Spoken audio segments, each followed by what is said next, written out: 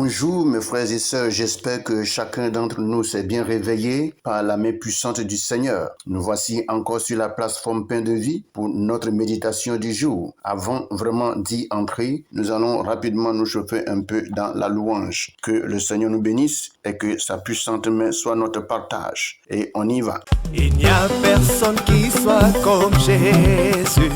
Il n'y a personne qui soit comme Jésus. Il n'y a personne qui soit comme Jésus. Il n'y a vraiment personne comme lui. Il n'y a personne. Il n'y a personne qui soit comme Jésus. Dans les cieux, sur la terre. Il n'y a personne qui soit comme Jésus. Alléluia. Il n'y a personne qui soit comme Jésus. Il n'y a vraiment personne comme Oh oui, il n'y a personne. Il n'y a personne qui soit comme Jésus. Dans les cieux, sur la terre. Il n'y a personne qui soit comme Jésus. Alléluia. Il n'y a personne qui soit comme Jésus. Il n'y a vraiment personne. Oh oui, je l'entends marcher. Marcher, Personne. J'ai tourné en rond. Personne. Alléluia.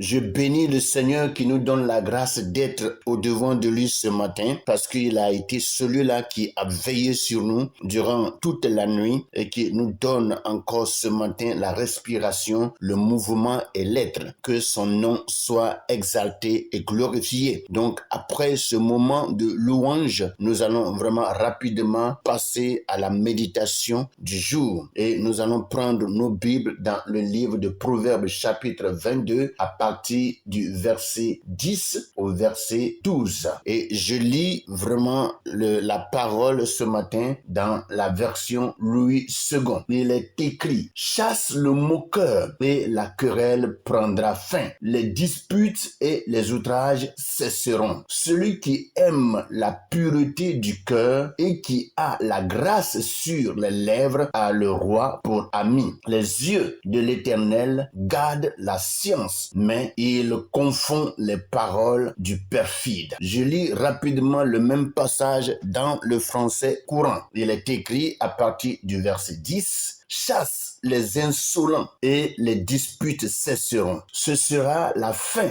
des querelles et des propos méprisants. Celui qui aime les intentions pures et les paroles aimables gagne l'amitié du roi. Le Seigneur protège la vraie connaissance et il démasque les paroles des gens de mauvaise foi. Voici un peu ce que le Seigneur nous donne ce matin comme parole à méditer. Comme nous y sommes, nous allons passer rapidement dans Louis II et nous lisons vraiment notre passage à partir du verset 10 du chapitre 22 et il est dit: chasse le moqueur et la querelle prendra fin. Les disputes et les outrages cesseront. En réalité, là où se trouvent vraiment les moqueurs, il ne manque pas en ce lieu des querelles. Parce que en réalité, celui qui vraiment se moque de son frère, se moque de sa sœur, ne dit pas de bonnes choses. Parce qu'il dit des fois des choses méprisantes, des paroles qui méprisent, des paroles qui diminuent, des paroles qui insultent. Et lorsque vraiment il dit ces choses et que d'autres personnes écoutent et rient, en réalité, le cœur de celui de qui on se moque n'est pas dans la joie. Et tout de suite, l'âme de ce dernier vraiment s'emporte et la colère vient et voici les querelles commencent et c'est la bagarre, c'est la guerre. Mes frères et sœurs, partout où se trouve un moqueur,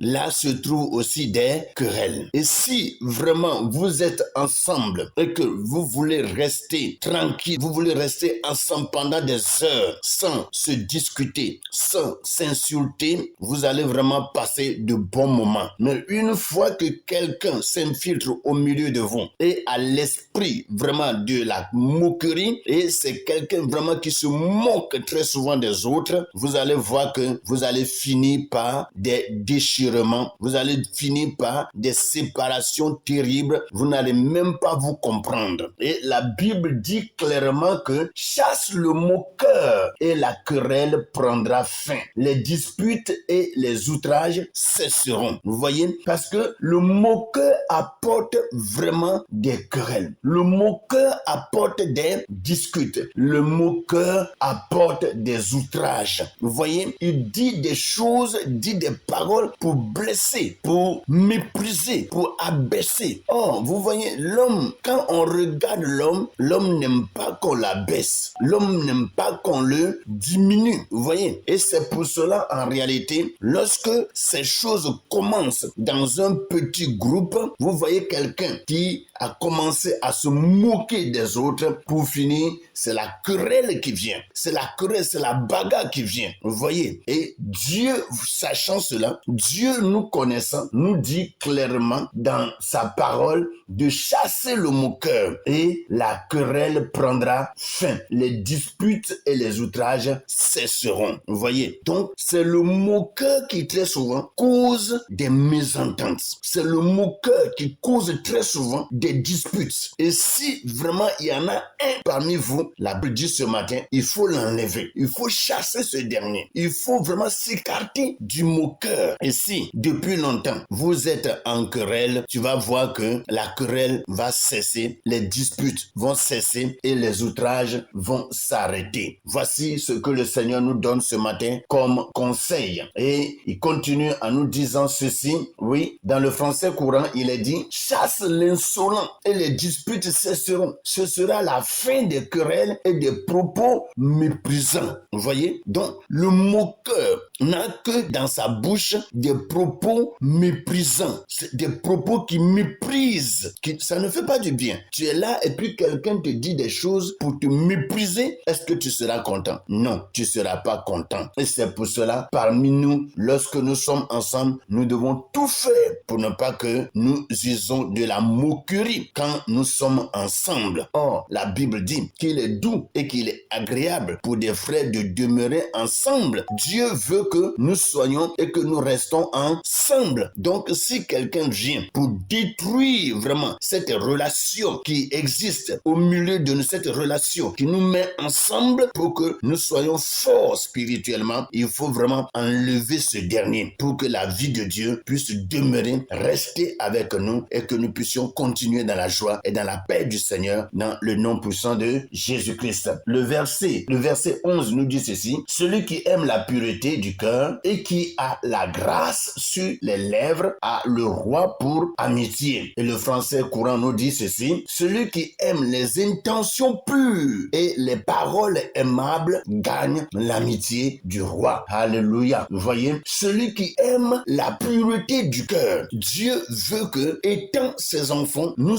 ayons vraiment un cœur pur, des intentions pures, quelqu'un qui a vraiment des paroles aimables, des paroles qui font du bien. Vous voyez, et très souvent c'est ce que l'homme aime. Quand tu vas vers l'homme et que tu commences à donner des paroles aimables, des paroles qui font du bien à son âme, vous allez voir que tout de suite ce dernier va commencer à se réjouir. Ce dernier va commencer à connaître une joie extrême. Et lorsque vraiment on donne des paroles aimables, en tout cas, ça pénètre le cœur, ça pénètre l'esprit et ça fait du bien. Alléluia. Et Dieu nous dit ce matin, il dit, celui qui aime la pureté du cœur et qui a la grâce sur les lèvres a le roi pour amitié. Vous voyez, il faut avoir dans notre cœur la pureté. Il faut avoir la pureté, des paroles qui sont bien, de bonnes intentions. On ne peut pas regarder quelqu'un et puis tout de suite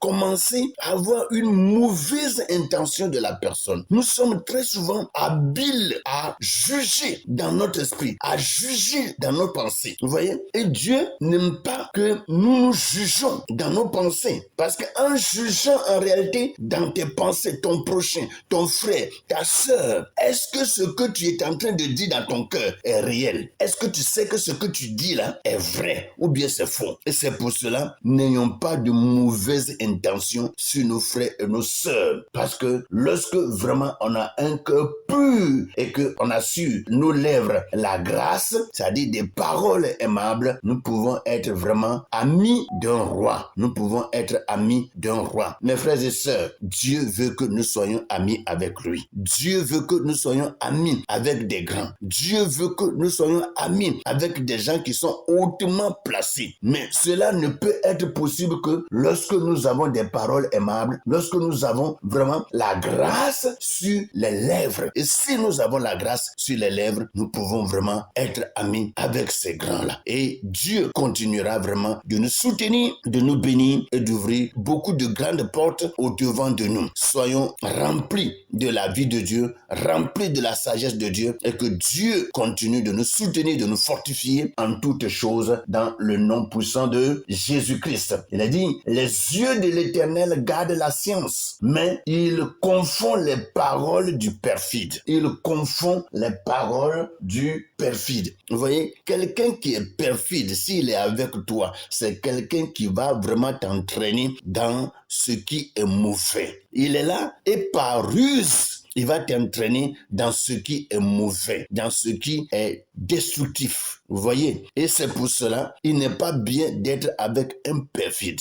Un perfide, c'est un rusé. Un perfide, c'est un méchant. Vous voyez? Et il nous est dit ici que le Seigneur protège la vraie connaissance et il démasque les paroles des gens de mauvaise foi. Donc un perfide, c'est quelqu'un de mauvaise foi. Vous voyez, il n'a pas une bonne foi. Sa conscience est mauvaise. Vous voyez, et très souvent, tout ce qu'il va te donner comme suggestion, comme proposition, ce n'est pas pour vraiment te faire du bien. C'est quelqu'un qui est malin. C'est quelqu'un qui est malin. Mes frères et sœurs, ce matin, Dieu nous parle et il faut vraiment que nous parvenons à saisir ces paroles pour que sa grandeur, sa puissance soit continuellement notre partage. Dieu veut que nous le connaissions. Lui, il nous connaît déjà, mais c'est nous qui ne le connaissons pas. Parce que si nous arrivons à connaître Dieu, nous serons vraiment en paix avec lui. Que sa grâce, sa paix, sa puissance, son autorité soit le partage de chacun d'entre nous ce matin dans le nom puissant de Jésus. Amen.